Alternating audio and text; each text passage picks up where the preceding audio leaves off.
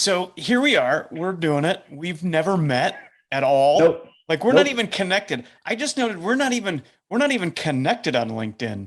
I don't even know No, we're how not. how we got to this point. Um, Someone that I'm connected with liked one of the posts that you had posted maybe 2 or 3 weeks ago.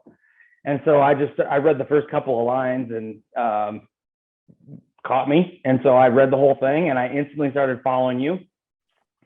And then I was lucky enough that you let me into your normal 40 group. And I watched 15 minutes of Paul Reynolds' interview with you yesterday. Yeah. And I couldn't watch anymore. I just was pretty busted up about that his story is amazing. Just even the first 15 minutes that I heard, and I came home, you know, hugged my wife and said, "We're gonna go for it." And so anyway, yeah, you were not connected on LinkedIn, so I'm gonna do that as soon as we get off this phone call. I would love it. It feels like after this, we should at least, since we're actually like connected for real, we probably should be connected in LinkedIn. We're gonna do this in reverse order, and I love it. So yeah, here's the deal. I'm doing with you exactly what I did with Paul. Paul sent me a nice note like you did. I said, dude, I don't know how you're feeling. I have no idea what's going to happen. Do you want to get on a call? And he said, why the hell not? Which is he actually said in the video, which is classic. And just like you said, why the hell not? So here we are. And we're gonna spend some time together and we're just gonna take a little journey and see what happens. I'm gonna pepper you some questions. You can pepper me with some and we'll just kind of go from there. Are you up for that? Absolutely, sounds fantastic. Oh, cool. So I started this group, Men in Midlife, the Normal 40 group, probably only about 60 days ago, maybe 90, not that long ago. Oh When wow. I created it, I honestly thought um, maybe in 30 or 60, 90 days, I'd have 25, maybe 30 people in there. And I did it just because dudes don't like to comment. They don't like to leave likes. They don't because their DNA is out there then. Then it's like, oh, well, David, like something Lon said, and Lon was talking about take ownership over your life. There must be something wrong. So dudes stay away from that. They read and digest and move on. Mm-hmm. Women don't. They're like, yeah, No. this is great. I love the message. They share it with their group. So I realized I got to create this safe place. And when I created it, I thought maybe in 60 days I'd have 30 people. Well, you're number 414. And so by the way, that's going to be your number forever. You can walk around. Perfect. And I hope in 5 years from now there's many more than 414, but you'll get to hang on. Hey, dog, I'm 414. So everybody who's in the group, and that's where I'm going to post this, should have a number. If you were let in, you should have a number, and if you don't, it's on its way because the backlog's kind of getting up there. So anyway, you're 414. I think we'll be closing in on 500 before the end of the weekend, and just riding the wave, baby. Yeah, that's fantastic. I think I might have to figure out a way to work that into some of this business we're starting to create. We'll see. Who knows where that might go, but I appreciate that. Sure. So I want to talk just a little bit. I want to talk about you, dog. What you do, what you're about. Tell me about your family. Hmm. Whatever you do or don't want to share. And we'll get into kind of some of the things you put in the note a little bit later, but just the the 101 of Yeah. David So Slobotski. I am a father of four. I got four little guys running around. I got let's see, I got three little dudes. We'll use that. We'll keep that term rolling. And I got one little dudette who is probably going to run the world someday. And Where is she in the pecking order? One through she's four. second. All She's right. second. Yep, she's second, and she's the leader of the pack, um, for sure. But I'm a sales guy at heart. I have been my entire life. I've been in a few different sales roles. I've got an amazing wife who supports me in really all things, business, personal. She's just incredible. I tell her this all the time, and she saved my life. When we first met, I was not super healthy, and started eating better, started working out. I really got myself back together, and owe a lot of whatever happens, in the next hopefully 40 some odd years of my life to what she's done for me. and the family that she's helped us build. And yeah, just a sales guy out there trying to help. So right now I am help companies bring on our products, and I've been a sales guy for pretty much my whole life. That's me. I love to work out. I love to get the energy level up so that I can keep up with the kiddos in the yard. Love it, man. So what's the dream? So here you are, you've been really successful. Clearly you've got an awesome family. And you're rolling up on, well, so I call it normal 40, and everybody assumes that 40 has to be an age, and it's not. It's a feeling. It does happen in around the age of 40, between 35 and 55, I say, but it's a feeling. And so tell me where you're at in that process. Where are you at, and what's the dream, and how you feeling about it? Yeah. So I'm 36 years old. I have for a long time wanted to start my own business. I wanted to really take the bull by the horns, and I've never had the courage. And so the dream really is to create something that allows me and my family to enjoy these younger years of life with them. My wife and I joke about this all the time. You almost wish that you could not work when you're raising the kids, and then I'll just work until it's time to be done. And that's just not the way it works, unfortunately. And so I'm trying to create something that allows my family to be able to enjoy Monday through Friday, however we want. You're right. I think Paul mentioned this in your guys' conversation, and it really stung me, and really, like, from an outsider's perspective, if I was to go talk to Joe Blow on the street, tell him what I do, tell him my career path, tell him where I'm at, and what's in front of me, which is a significant, I could ride this wave for 10, 15 more years and be very successful and have all kinds of accolades and all that sort of thing. And probably hang up my hat and feel accomplished.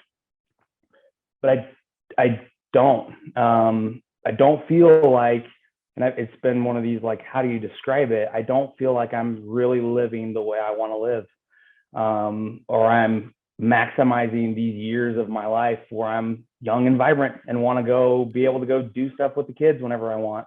Yeah. So the dream, yeah. Go ahead. Well, this is so interesting, and I'm sorry to interrupt, but many dudes struggle to articulate what it is they are feeling. Mm-hmm. Yes. It's not what it was, and they know it's not what they want it to be, but what is it? It's hard to put into words. I'm going to put you on the spot. Can you put into words, what is it you're feeling right now?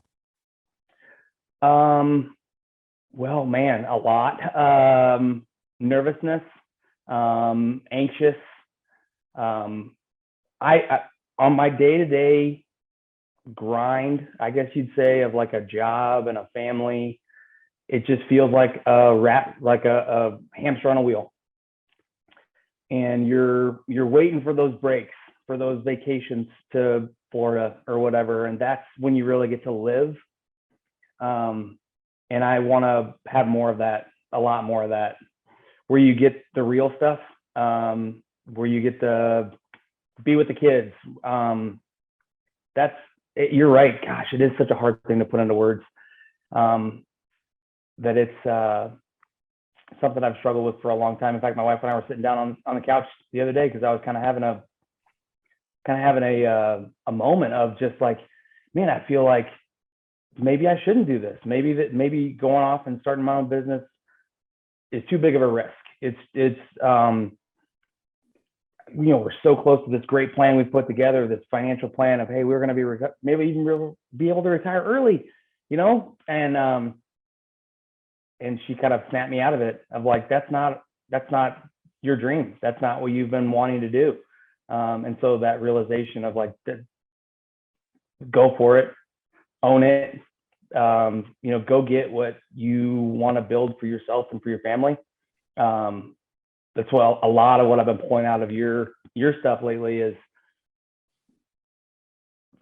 I guess, kind of like a fight feeling. Like, if this is what you want, then go fight for it.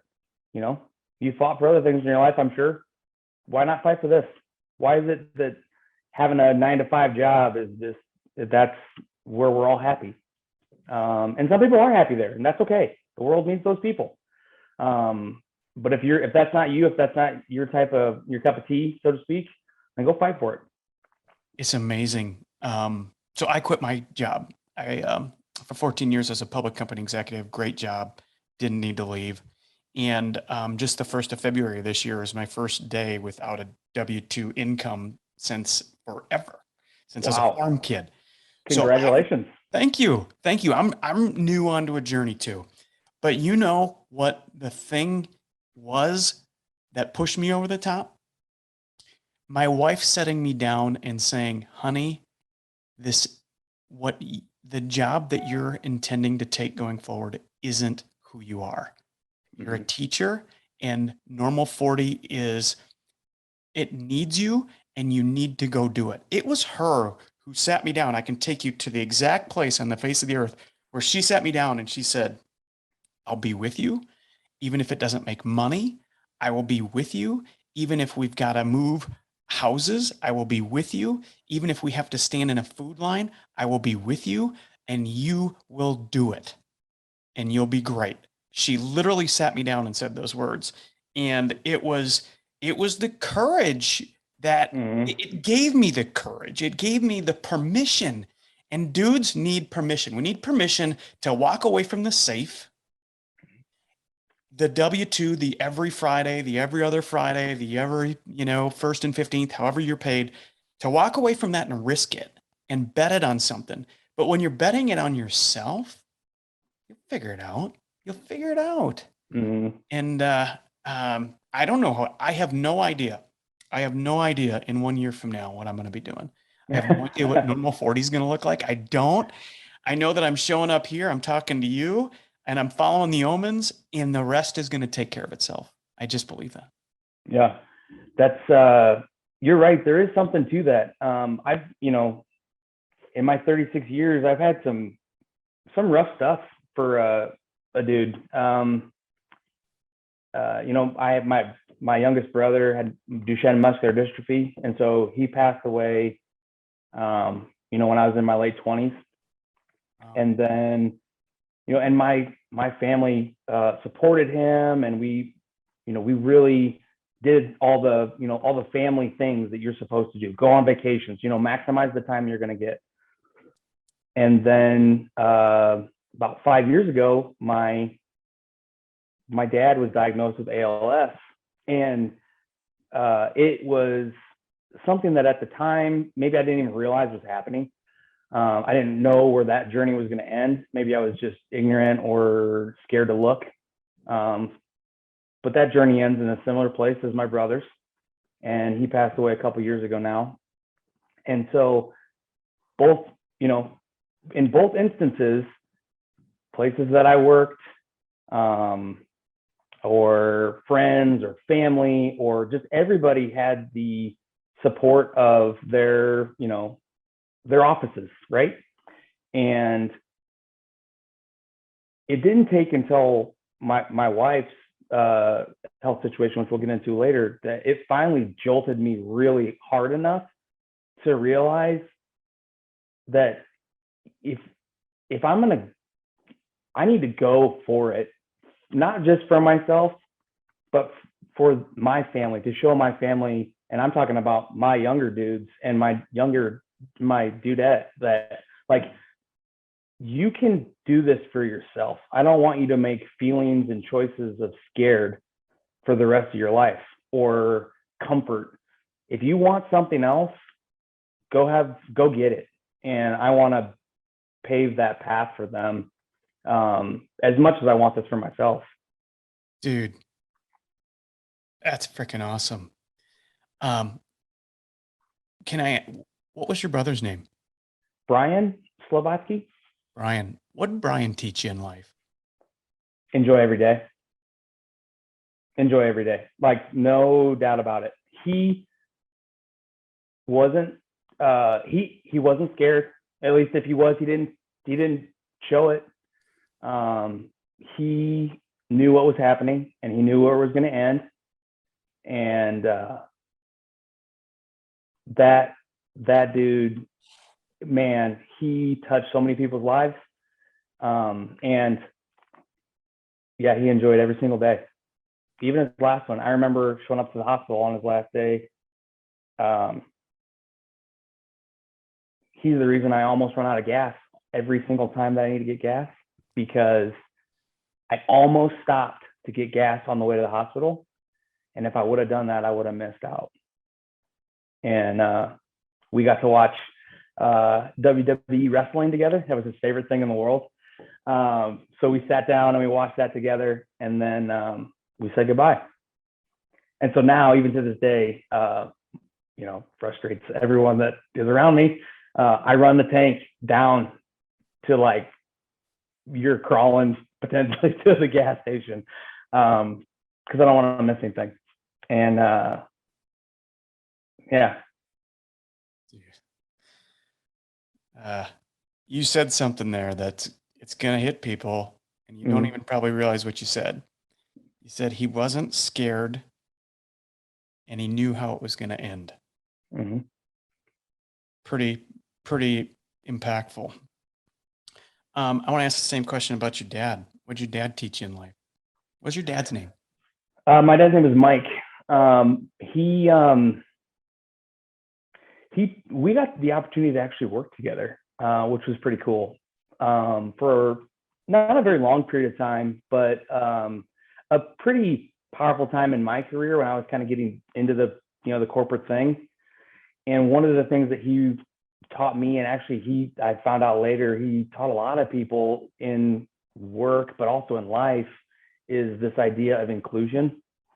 I think that, and it's as small a thing as a project you're working on to a bigger thing as he used to love doing fish fries in this time of year, and he would have everybody he could invite over to a fish fry. He was all about bringing people together and doing what you love with the people you love. Like that was him. Awesome. He cracked jokes up until the day he died. He also was a big, if you're gonna be awake, enjoy the day. That was definitely something I picked up from him. That is awesome, man. Appreciate you sharing that. Yeah, absolutely. Okay, so I'm curious to know. So I'll summarize for you where I think you're at in your life.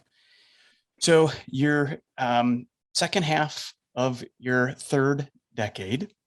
You got 4 wonderful kids, a wife. You've had a dose of life hit you. We all come into the world with our inheritance, and that's the things that happen that we have no bearing over. We just inherit it. You inherited the fact that you had a brother with muscular dystrophy. You inherited the fact that your dad passed away of ALS. You inherited where you were born. You inherited the family you grew up into. Those are things you just inherited. And you live in that inheritance for the first roughly 2 decades of your life. And around the age of 18 or 18 to 20, you transition into your endowment phase. And this is where you start living your life for you based on the decisions you make for you. It's where you went to college, if you went to college, if you got good grades or bad grades, if you drank and did drugs in college or not, if you had a job, if you showed up for your job. All the things that start making you who you are built in your endowment years. And your endowment goes until roughly age 65. So today you are smack in the middle of your endowment. You're making decisions today that impact who you are today, and you're about in your life's halftime. You're coming up on it. Mm-hmm. And so you're living every day wondering how you want to play your second half story. So I'm curious to know can you articulate, and are you willing to share? And if not, I get it. It is just an idea. What your second half story as it relates to your business might be. Yeah. So I work at a company who runs on an operating system, a business operating system called EOS. And so, are you really? Okay. Today I'm going to make the commitment to become an EOS implementer. and I'm going to run that until it's time for me to call it good. I'm really passionate. What I do now is I help companies learn products and processes for starting a business, kind of similar to a franchise. And then I help them, get that business off the ground and create an organizational structure and all that sort of thing. Well, my company right now uses EOS, and a lot of the companies that I work with use EOS. And so it's really sparked a fire of like, I like doing this, and I think this thing is really powerful and can help really any business owner who's looking to get more out of their business. And I'm going to go for it. Awesome. So you're going to create a company that helps implement EOS. You got it. Yep. Right, Doug. Well, we're going to grow number 40 up, and it's going to need your help. For sure, man. Anytime. Well, I'm right down the road from you too. I think, aren't you in South Dakota? Yeah, I noticed that you're in Omaha. Omaha, Nebraska. We could meet halfway, and we could be we go to the Gavin's Point Dam and catch some paddlefish later. We could, or I'll just come all the way to Omaha, Doug. Deal. So look, one of the things that you put in your note to me was that another dose of life happened to you a little bit more recently, probably one that, obviously one that was not expected. And it kind of drove some of your near-term decision-making processes right now. I'm wondering if you'd be willing to share any of that with me right now. Yeah, absolutely. I will try my best. This one ends a little bit happier than the last two, so that's good. My wife and I, we're getting up on, it was actually Veterans Day. So it was 11/11 of 21. And she hollers to me, I'm just getting coffee, and she hollers to me to come upstairs. And she says, I can't put my hands together, like to wash my hands. I said, that's really weird. So she said, well, and I was taking a drink of my water, and my water hit the side of the counter. I couldn't get it, up on top of the counter. And I said, well, let's get something to eat. Let's just make sure like nothing weird's happening. And then she, went about the rest of her morning getting ready. Everything seemed okay. And so I take the kids to school because I get to be the daddy school bus, which is probably one of my favorite parts of the day. It can be difficult at times, but definitely one of the most enjoyable parts of, seeing them off to school and that sort of thing. And, I get to the office and I sent her a quick email and I said, hey, how you feeling, honey? Worried about you, and she responded back, and I know how she communicates. So I knew what she was saying. Yeah. Almost every single word of her email was misspelled. And I instantly knew at that very moment, something was wrong and I needed to get her to a doctor. And so I left the office, came home, got my wife, and we went to, our normal practitioner. And, she does all these tests and, these neurological, move your hand and all this stuff. And everything comes back fine.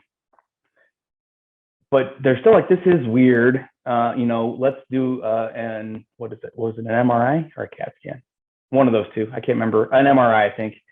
And so we got as quick as we could. We went to an MRI, had the in-laws come over and watch the kids and say, hey, don't even worry about, making up dinner. I'll make it when I get home, and no big deal. And she goes in for her MRI, and they literally pull her out of the MRI and tell her, you need to go to the emergency room right now, and won't tell us why.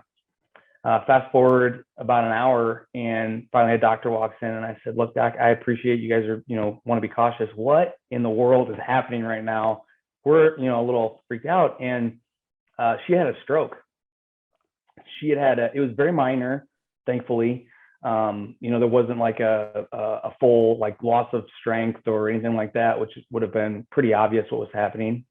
But it was very minor, and affected her frontal left, so because her right hand was damaged. And so we were in the hospital, doing every test under the sun, every test with an initial that you could think of, and found out that she had a hole in her heart. Well, it's called a PFO. It's apparently fairly common, I guess. About 25% of the population has a PFO. Everyone's born with it, and ultimately it closes up. And one of the ways that you can find out if you have it is you can have a stroke. And so we ended up, blitzing hospital visits towards the end of that year and got everything, taken care of. She had a procedure, which is quite simple, outpatient procedure to be able to close up the PFO. All in all, to be, hit with your wife just had a stroke comment when she's 32 years old. And then, fast forward, I think we're 5 months to the day of when that happened, or 4 months, excuse me. And, we're getting clean bills of health. Her closure is done. We'll check it again here, towards the end of the year. To have it be sort of relatively fixable and no lingering issue was a blessing, but it was also the shock factor of, and maybe I don't know if I've ever even really articulated this to anyone, but the shock factor of I've seen this story twice in my life, and I don't want to see that again. But I've also got these things that I need to be able to take care of my family, and how can I enjoy every single minute of the time that we have left together, but also take care of my family. And it was that jolt that I really needed to have the courage to say, okay, we're going to look at what would a business look like? What would we do if we were to do something for ourselves? And that's how I landed ultimately on EOS. But yeah, that was I affectionately like to call it. Do we curse on these? Is that okay? Look, dude, I'm not a prude. You can go ahead and do whatever you do, man. That 45 days was affectionately called our shit show here in this house. And that 45 days from the moment we had her stroke until it was closed will ultimately be what changes our lives. Will you share what your wife's name is? Her name's Kelsey. Kelsey. What did Kelsey teach you through that? She was more calm than I was most of the time. It's crazy. She's the one who's going through all this, and I'm focusing on her, trying to take care of her, and she just seems totally fine. She's tough as nails, for sure. She taught me some grit. I'd say for sure. I love it. So, the experience, the shit show. What did it teach you, man? What are the lessons that when you go through something like that, especially at your age, especially with the 4 kids who can't afford a loss like that, what does it teach you? You don't have time to waste. You don't know when the bell's going to ring and when you gotta punch out.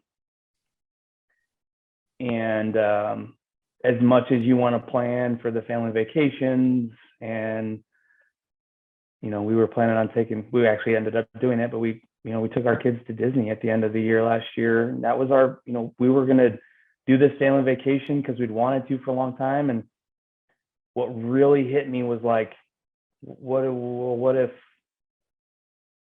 this shit show story ended a different way? And so I guess what it really taught me was like, it's time to go. If you have something that you want, if you want to build a better life for yourself, for your family, for whatever you want to do, go act on it. Say I love you to your mom. Call family members that you haven't talked to and button up, old issues, or say I'm sorry to somebody, because you don't know when the time's up. And I think that you'd think I would have known that already. But man, that really hit me hard during that time. And so I've been trying to, live by my little brother's enjoying every day, not being scared. And I actually have, now that I think about it, I have come to some amends with some old friends that I hadn't talked to in a long time, and felt like I owed them an apology. Felt like I owed them, man, I didn't handle that the right way. And I wish I would have done it different.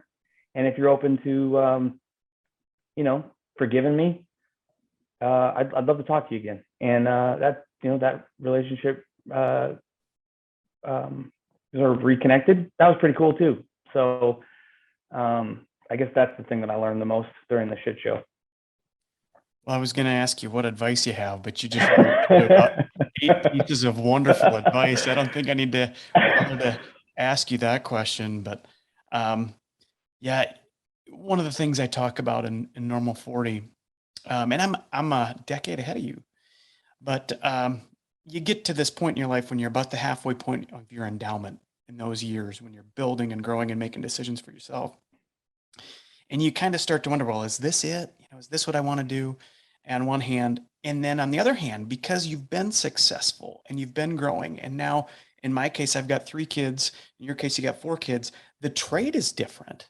The trade isn't like the trade when I was 27 or even 32. Now the trade is different, and dudes wear that trade differently. So I admire you, dog, for saying, I'm gonna make this change. I'm gonna start my business, and I'm gonna swing. I'm gonna take my bat into the batter's box, and I'm gonna choke up, and I'm gonna swing. And when I did that, the weirdest thing happened. I realized that on February 1st, which is my first day without a job, I woke up and my bed was warm and the carpet was soft, and my family was all still there, and everything that really mattered was as it should be.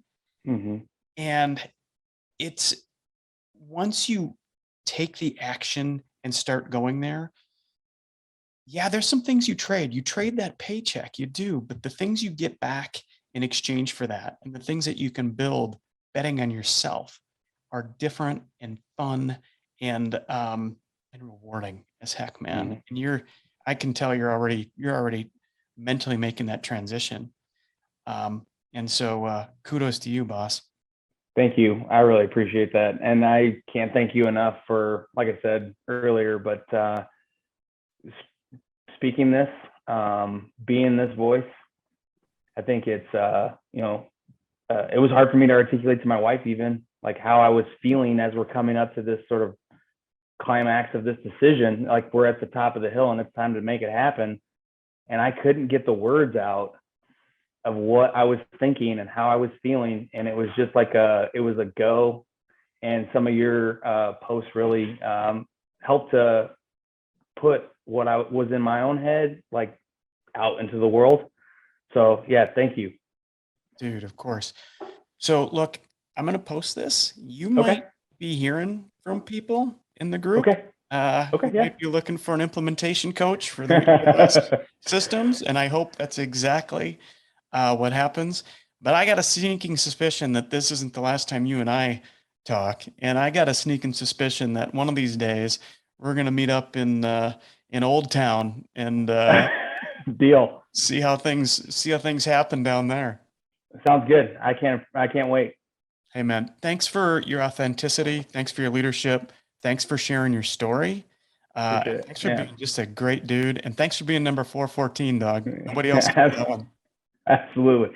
Thank you very much. Appreciate it. Thanks for your time. All right. Talk to you later, my man. All right. See ya. See you on the next page. All right. Bye-bye.